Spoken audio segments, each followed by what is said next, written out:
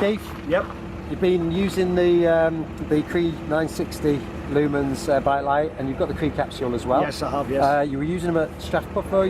I was helping somebody out. who used both lads used both lads. One set used my lights and one set used Barry's lights on the Strathpeffer. And how did you find them there and here? And obviously conditions, because they're pretty cold. Well, conditions they worked absolutely fine. Yeah. I mean, they're not huge, big bulky things. I mean, and the light they shine out. Most of the times with the big climbs, we were just using the head capsule, and then the more technical stuff, pressing, putting the CREE on, 960, but not even on 960, knocking it down 450 with a small battery pack. Onto me stem, absolutely fantastic. And we had a lot of rain last night. Last night I did two laps where it was just constantly raining, and we never missed a beat. Even this morning when I switched it back on, it'd be frozen straight back on. And there was actually ice in the connector, so banged that out. Worked great. No issues. Oh, well, that's good news. And yesterday you bought the CREE capsule. I did. I used it. I expected with the temperatures being -5, -6 that the cells wouldn't last full duration, but they lasted 4 hours, no problem, full tilt. And you had it on your helmet? Had it on the helmet. Had it on for 4 hours before I needed to do a cell change. Yeah. And I was still lots of energy left in it. It didn't go dim at all. It was full power. See what it does. I climbed on this light and I switched my main handlebar light off. Wow. Yeah. Okay. Yeah, because did all the climbing on that. I just left it on. It won't just cut off. It'll dim, and you'll just see it. I didn't see any of that. No, not even 4 hours. So maybe you getting on at 5 hours. Yeah, you'll get 5 hours. And this is extreme temperatures, and batteries hate these temperatures. That was no problem. Oh, that's good news. Well, how did you find the Kielder chiller? It's my first time I've done it. Well, after I crashed. Yeah, you did. I didn't realise you. I crashed, and then they're advised to stop cycling.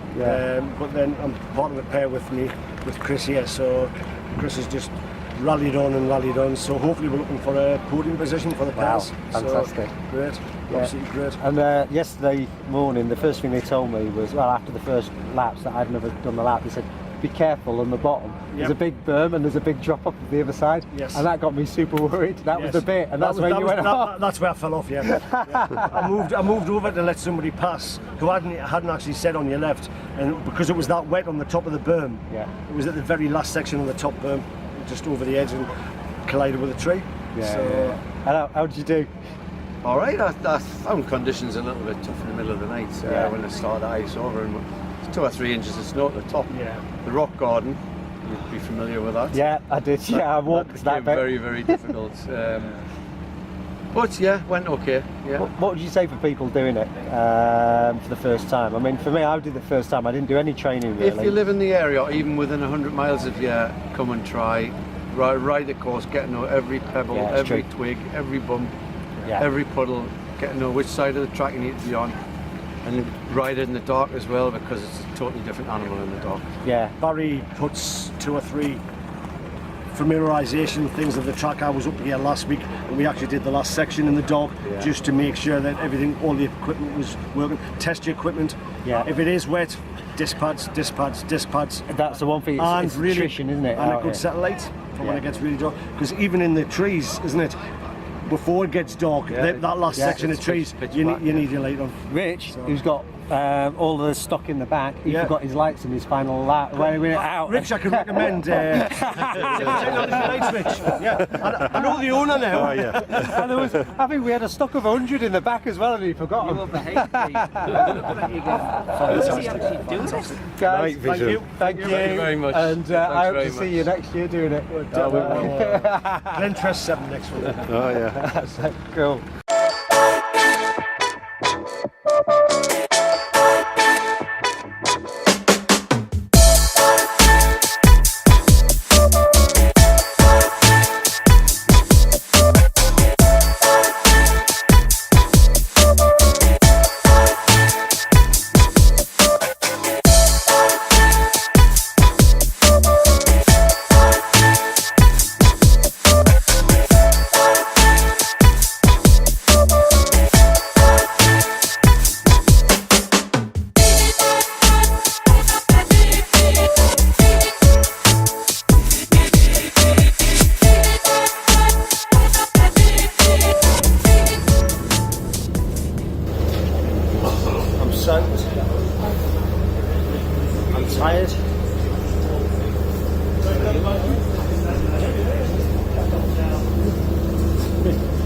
steaming as well.